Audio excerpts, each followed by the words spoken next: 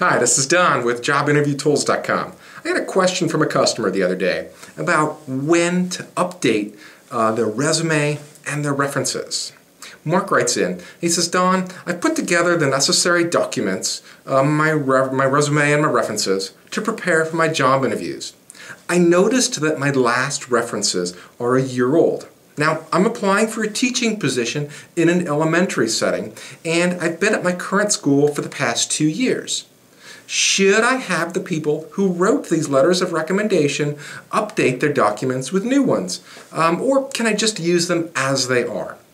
Well, Mark, I wouldn't worry about updating as long as you've remained in touch with these people that are on your references.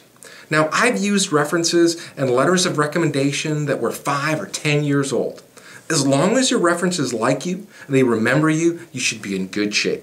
Now, if your references are 10 years old and those people hardly remember you anymore, or you suspect that your references might be working against you, then by all means, look for newer references or get them updated. Now, references and letters of recommendation have little effect on whether you get the job or not. They're only considered after the company has internally decided to hire you. Then, to further justify their decision to make you an offer, they will contact your references. As nice as letters of recommendation are, in my opinion, they're practically worthless. But a good phone call to one of your references can be priceless. But this only happens after you've already sold them on yourself and they like you. Then they're going to call your references. Now, also, keep this in mind. You should never list references on your resume or include them with your resume. Only give them to an employer if they ask you. Never volunteer them. It's just way too pushy.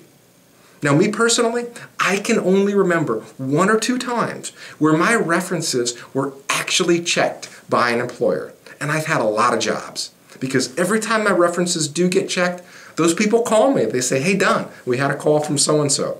And that's only happened a couple of times. So don't put too much weight on them, but they are nice to have. This is Don Georgievich with JobInterviewTools.com. We'll see you next time.